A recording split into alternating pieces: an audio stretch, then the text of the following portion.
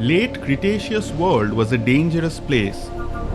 Dense forests broke the skyline, rivers carved the land into ambush zones, and towering above everything else were animals weighing as much as modern trucks.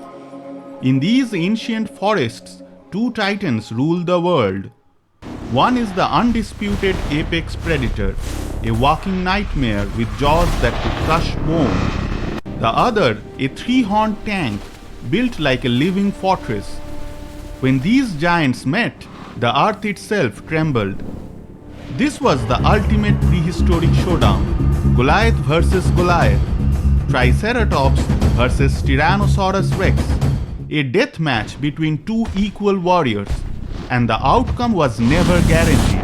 Let me show you why. Standing 13 feet tall and stretching 40 feet from nose to tail, T-Rex is evolution's perfect killing machine. Its jaws have the most powerful bite force of any land animal that ever lived, 12,000 pounds per square inch. The skull is reinforced with thick bone and special shock-absorbing structures. This animal was built to bite, thrash and rip massive chunks of flesh from struggling prey. However, one special prey proved quite formidable. Triceratops, 9 tons of pure defiance. That massive skull, taking up nearly a third of its entire body length, was a weapon system.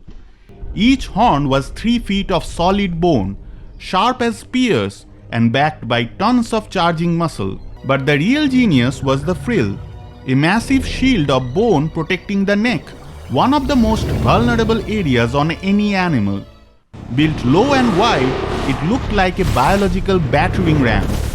Those 4 stocky legs could carry its enormous weight at surprising speeds, potentially up to 20 miles per hour in a charge. It could thrust those horns with devastating force, twist its head to defend from multiple angles, and brace for impact.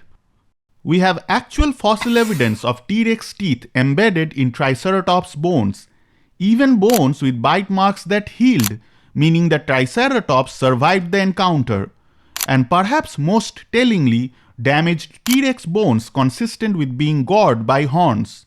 These two species evolved together in the same environment for millions of years. They shaped each other. This was an evolutionary arms race and both sides were winning. Modern analysis says most encounters probably ended without combat. The risk was too high for both sides. A wounded T-Rex couldn't hunt.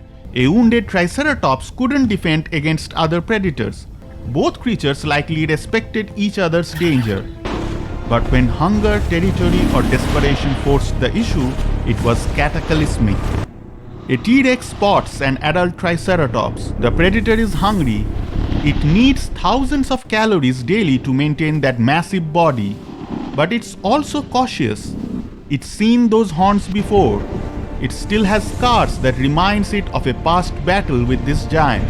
The Triceratops doesn't run. Instead, it does what every horned animal does. It faces the threat. Horns forward, head lowered, a 9-ton warning. The T-Rex circles, looking for an opening, a flank attack, maybe the back legs. But every time it moves, Triceratops pivots, always keeping those horns pointed at death. The T-Rex attacks, coming in from the flanks. It tries to get to the neck. The Triceratops shrugs off the initial attack. Its quills prove to be a robust defense. Thwarted time again, the T-Rex becomes desperate. It needs to end this quick.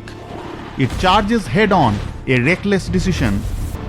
The Triceratops charges, putting everything into one devastating blow. The T-Rex is bleeding. Its wounds are severe, but one last attempt catches the neck. Triceratops shrills in agony. Its legs can no longer hold its weight. The Rex is winning. But in a moment of overconfidence, it lowers its guard. One final charge.